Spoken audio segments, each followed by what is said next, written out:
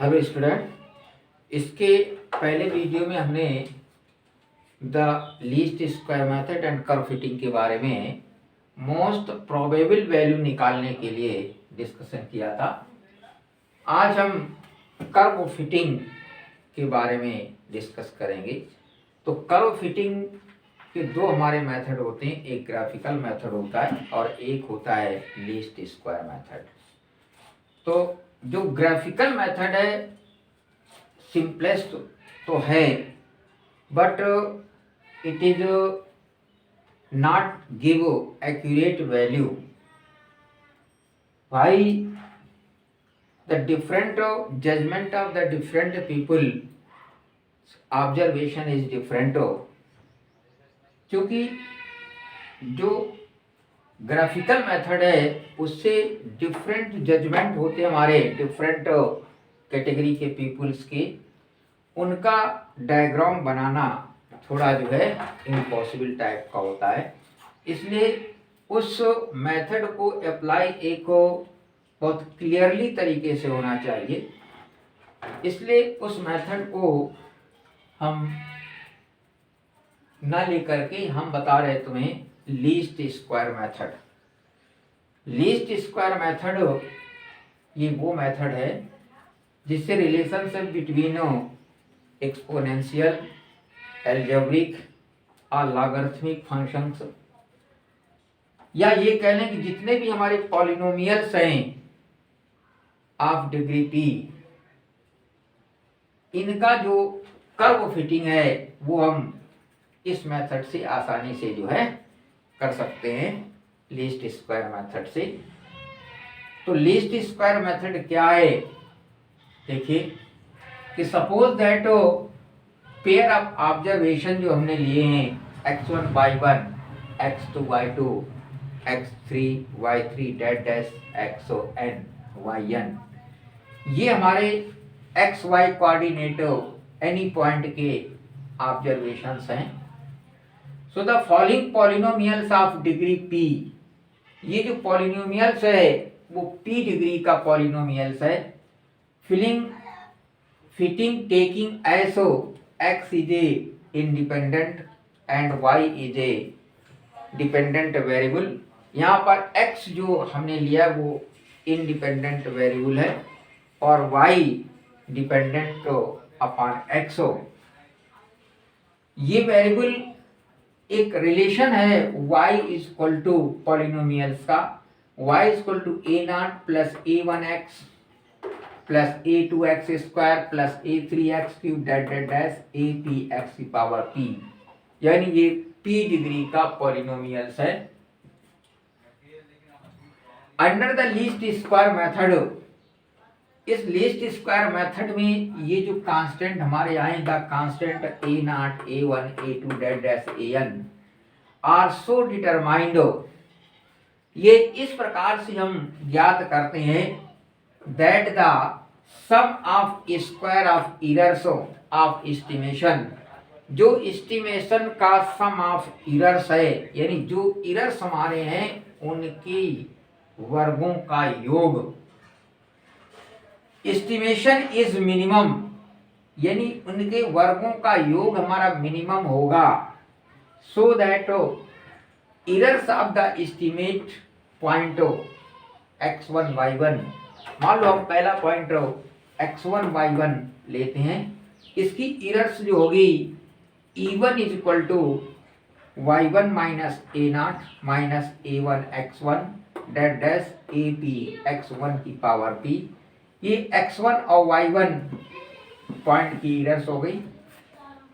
इसी तरीके से हम x2 y2 पॉइंट की एरर्स निकालते हैं, e2 equal to y2 minus a2 a1x minus a2x that dash minus ap x2 की पावर p। इसी प्रकार से हम x3 y3 x4 y4 और xp yp या xn और yn की एरर्स निकाल लेते हैं।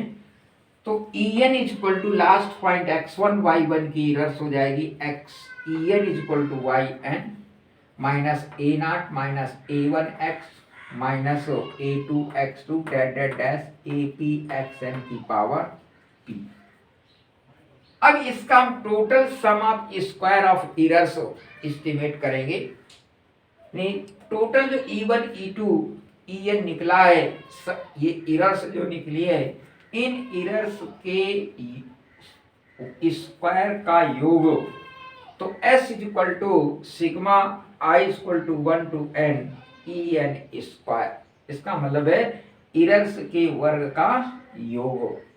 इसको हम रिप्रेजेंट कर सकते हैं sigma y minus A naught minus a1x minus a2x2 dash dash ap x की पावर p का होल स्क्वायर। ये जो इक्वेशन निकली, ये इक्वेशन हमारी सम ऑफ इरर्स है, सम ऑफ स्क्वायर ऑफ इरर्स, यानी उनके इरर्स के वर्गों का योग, ये हमारा निकला। अब इनके वर्गों के योग से हम इक्वेशन, ये मिनिमाइज कब होगा ये हम देखेंगे कि ये मिनिमाइज हमारा कब होगा। तो ये लीस्ट स्क्वायर मेथड हमारा है कि सपोज दैट कि P1 ये जो पॉइंट हमारे हैं x1 y1 x2 y2 x3 yn dash xn yn are following polynomials of degree p is be fitted taking as x independent variable and y is dependent variable। So y equal to एक relation है ये x और y के बीच में, जो कि एक polynomials का रिलेशन है। इस पॉलिनोमियल्स में a0 a1 a3 a3 ये जो हमारे कांस्टेंट हैं, ये हमारे मिनिमाइज कब होंगे, तो हम इससे एक इक्वेशंस तैयार कर लेते हैं इरर्स का। इरर्स हम निकाल लेते हैं, या इसी को हम मोस्ट प्रोबेबल वैल्यू भी कहते हैं, जो कि हमने लास्ट वीडियो में डिस्कस किया था, मोस्ट प्रोबेबल वैल्यू याद करना। तो E1 निकाल लेते हैं, E2 निकाल लेते हैं, En निकाल लेते हैं, और फिर इसका total square, sum of total errors का स्क्वायर निकाल लेते हैं। तो ये इक्वेशन हमें ये प्राप्त हो जाती है। अब इस इक्वेशन को हम मिनिमाइज करेंगे। कैसे करेंगे मिनिमाइज?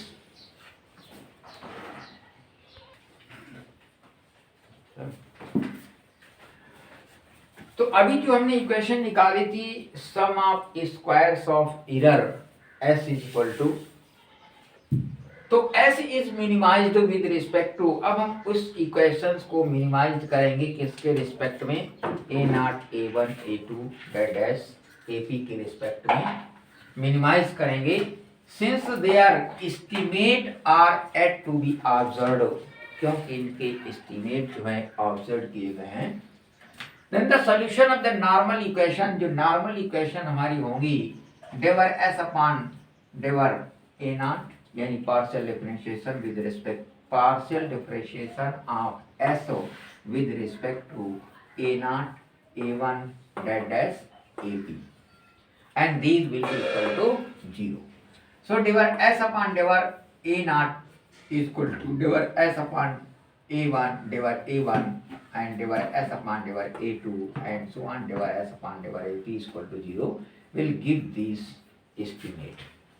ये हमें estimate वैल्यू जो है मिलेगी जब हम s का पार्शियल डिफरेंशिएशन कर देंगे with respect to a naught a1 and ap के सापेक्ष में। अच्छा, so devar s upon devar a not is equal to 0, ये 0 करेंगे तो गिव्स सिग्मा y, तो हमें क्या मिलेगा, sigma y equal to N A naught plus A sigma x plus a2 sigma x square dash ap sigma x की power p। Similarly we can find out डेवर s upon डेवर a1 equal to 0 gives sigma xy, sigma xy sigma xy equal to a not sigma x plus sigma a1 sigma x square dash ap sigma x की power p plus 1।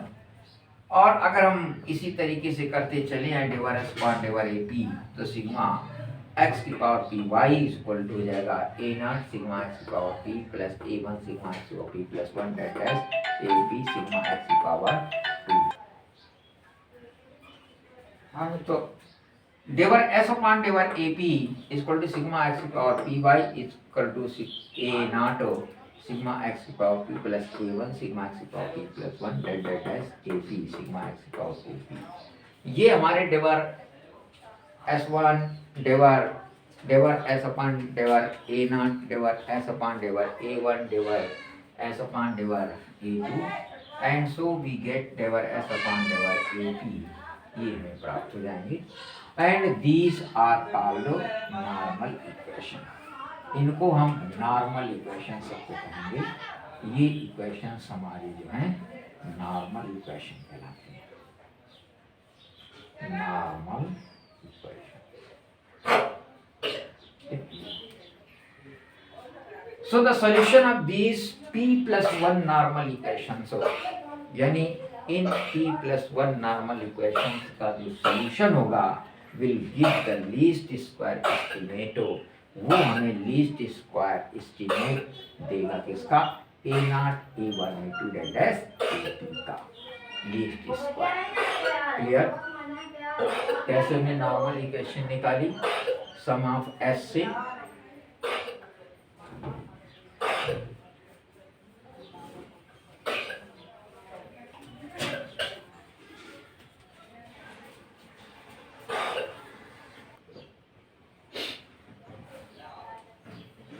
अब देखो fitting of the straight line of second degree equations of polynomials हम कैसे करेंगे।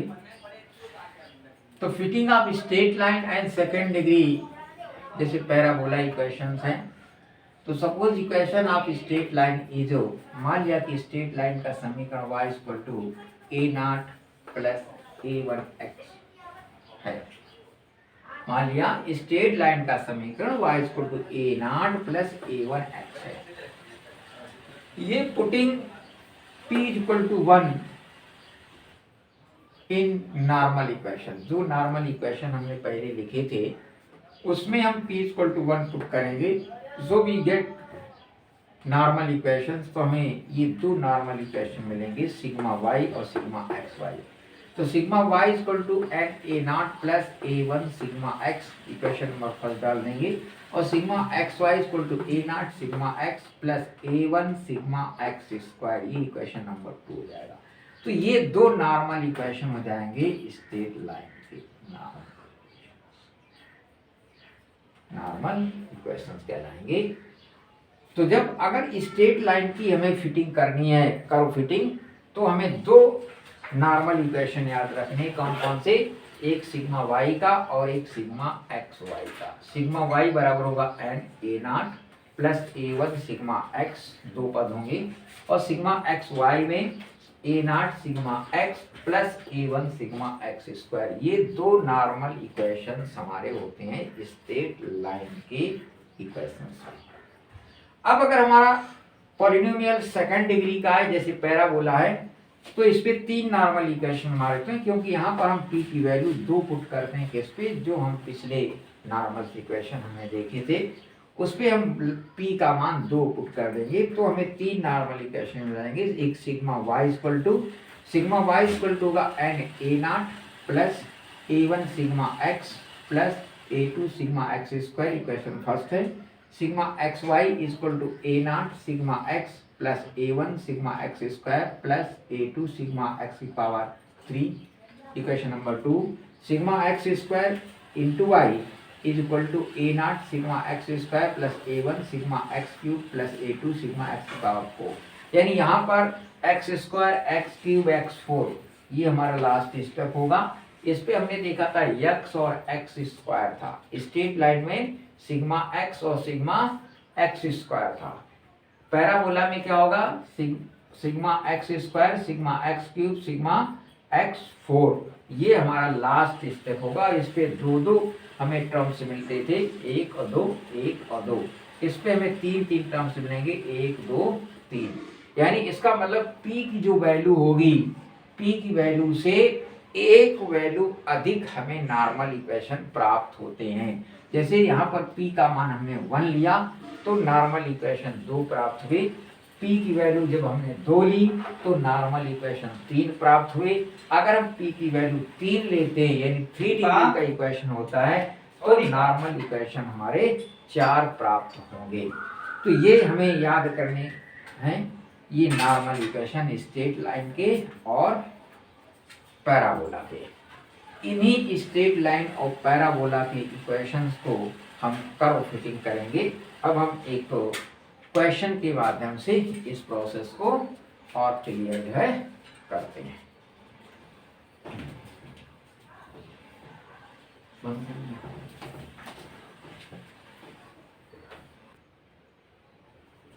तो जैसे fit कह रहा है कि fit a straight line to the following points of, fit a straight line to the following points of, x की वैल्यू दी, y की वैल्यू दी। x की वैल्यू 0 1 2 3 4, y की वैल्यू 1 1.8 3.3 4.5 एंड 6.3। ये स्ट्रेट लाइन का इक्वेशन है। स्ट्रेट लाइन के इक्वेशन में हमने बताया था कि जो हमें बनेंगे नॉर्मल इक्वेशन वो दो होंगे। तो let us the equation of the curve b y equal to a plus b x. मान लिया ये हमारा स्ट्रेट लाइन का इक्वेशन है, y equal to a plus b x. Now the normal equations, इसके नॉर्मल इक्वेशन क्या होंगे? Sigma y equal to N a plus 6 b, sigma y equal to N a plus b sigma x, और दूसरा equation होगा sigma x y equal to a sigma x plus b sigma x square. ये मान लो first equation normal है और ये मान लिया सेकेंड इक्वेशन नॉर्मल है। अब हम टेबल से एक्स वाई की वैल्यू पुटअप कर लेंगे। तो टेबल में हमने एक्स की वैल्यू पुट कर ली अपनी और वाई की वैल्यू पुट कर ली जो गिवन है। अब चूंकि यहाँ पर हमें सिग्मा एक्स वाई की भी जरूरत है और सिग्मा एक्स स्क्वायर की भी जरूरत है, तो हम एक्स वाई और एक्स स्क्वायर कैलकुलेट कर लेंगे। तो एक्स वाई यानी एक्स वाई का मल्टीप्लाई करेंगे तो 1 और इसका मल्टीप्लाई किया 0 गया। इसका जब मल्टीप्लाई करेंगे तो 1.8 आ जाएगा। इसका मल्टीप्लाई करेंगे तो 2 3 6 और 2 3 6 6.6 आ जाएगा। इसका करेंगे 53 15 और 3 चौको 12 1 13.5 आ जाएगा। इसका जब करेंगे तो 4 3 12 4 6 24 और 1 25 आ जाएगा, यानी 25.2। अब हमें एक्स स्क्वायर याद करना। एक्स स्क्वायर ही नहीं ये वैल्यू है, इसका हमें स्क्वायर करना है। तो एक्स का हमने स्क्वायर किया, 0 का 0 हो गया, 1 का 1 हो गया, 2 का 4 आ गया और 3 का 9 हो गया और इसका 4 का 16 हो गया। अब इनका टोटल हम निकालेंगे यानी सिग्मा एक्स हो, सिग्मा एक्स। सिग्मा एक्स बराबर 1 2 3 3 6 6 4 10 हमारा हो जाएगा सिग्मा एक्स। अब सिग्मा वाई निकालेंगे तो सिग्मा वाई बराबर हम जोड़ लें अगर 3 5 8 8 3 11 11 और 8 19 19 के आए 9, हासिल लगा 1 1 और 6 7 7 4 11 11 और 3 14 14 और 1 15 और 1 16, यानी 16.9 ये आ गया सिग्मा वाई स्क्वायर। अब सिग्मा एक्स वाई अगर जोड़ें तो sigma x y equal to हो जाएगा 2 5 7 7 6 13 13 और 8 13 और 8 13 8 21 21 का 1 हासिल लगा 2 2 2 और 2 5 5 2 7 7 5 12 7 3 10 10 और 6 16 16 और 1 17 के साथ हासिल लगा 1 2 1 3 3 और 1 4, ये आ गया 47.1। सिग्मा एक्स स्क्वायर निकालेंगे तो सिग्मा एक्स स्क्वायर बराबर 1 4 5 5 9 14 14 और 16 30। ये हमारे आगे sigma x sigma y sigma x y और सिग्मा एक्स स्क्वायर की वैल्यू। तो सिग्मा एक्स की वैल्यू 47.1 16.9 और 30। इस वैल्यू को sigma x, sigma y, sigma x y, sigma x square की वैल्यू को हम इस पे पुट कर देंगे अपने नॉर्मल इक्वेशन में। तो सिग्मा वाई इक्वल टू कितना, 16.9, 16.9 equal to 16.9 equal to N a, n हमारी कितने नंबर ऑफ ऑब्जर्वेशन है, 1 2 3 4 5, 5 ऑब्जर्वेशन है, तो 5 इंटू ए। फिर है बी इंटू सिग्मा एक्सओ प्लस सिग्मा एक्स की वैल्यू कितनी हमारी 10, तो 10 बी, ये हो जाएगा इक्वेशन नंबर फर्स्ट। इस पे लगाएंगे sigma x y 47.1 equal to, फिर है ए इंटू सिग्मा एक्सो, ए सिग्मा एक्स हमारा 10 एक्सो, तो 10 a plus sigma x square b sigma x square है 30, ये हो जाएगा 30 बी, इक्वेशन नंबर 2। इन दोनों इक्वेशंस को हम सॉल्व कर लेंगे। इन दोनों इक्वेशन को सॉल्व करने पर ए की वैल्यू 0.72 और बी की वैल्यू 1.33 प्राप्त होगी। इन दोनों इक्वेशन को solving these equation, solving these equations, we get to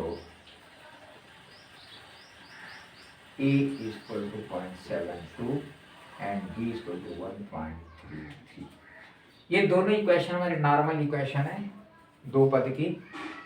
हम इनको सॉल्व कर लेंगे। कैसे सॉल्व करेंगे, ए को पहले हम रिप्लेस कर देंगे, यानी 2 का मल्टीप्लाई कर देंगे तो 10 हो जाएगा, और घटा देंगे तो ए कैंसिल हो जाएगा, बी का मान मिल जाएगा। जब बी का मान मिल जाएगा तो किसी एक इक्वेशन में पुटअप कर देंगे बी का मान, तो ए का मान निकाला गया। साधारण इक्वेशन है जूनियर क्लास की, तो इसको हम सॉल्व कर लेंगे। सॉल्व करने पर ए का मान मिलेगा 0.72 और बी का मान मिलेगा 1.3। अब ये ए और बी की वैल्यू अपने गिवन इक्वेशन में हम पुटअप कर देंगे, तो y इज इक्वल टू ए यानी 0.72 प्लस बी की वैल्यू 1.33 एक्सो। ये कर्व हमारा जो है फिट हो गया। इस प्रकार से स्ट्रेट लाइन को हम जो है फिट कर लेते हैं। The required equation of curve इतना,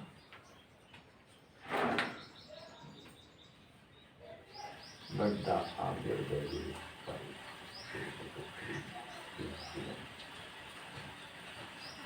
अब इस पे क्वेश्चन और थोड़ा सा पूछ रहा था, कह रहा कि हेंस हो, पहले तो कर्व फिटिंग कह रहा है, फिर कह रहा है hence find the difference between the actual value of y and its value obtain from the fitted curve when x is equal to 3।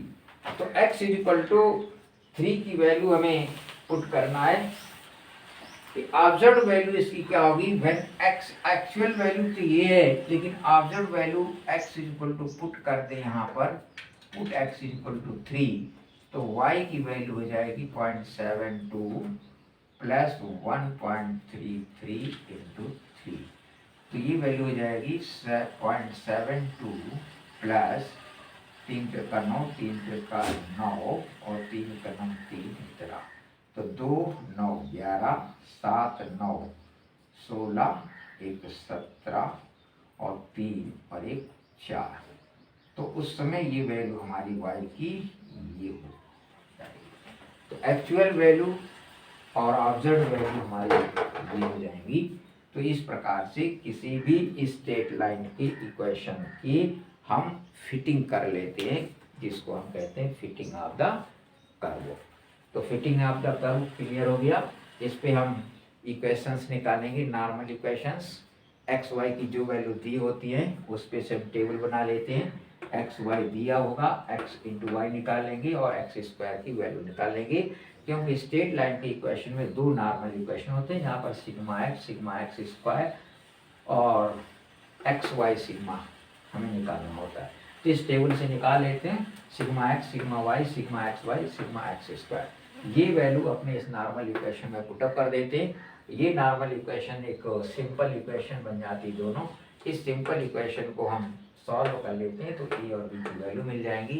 A value की वैल्यू हम दिए गए अपने इक्वेशन में पुटअप कर देंगे इस पे, तो हमारा कर्व फिटिंग प्राप्त हो जाती है। ओके।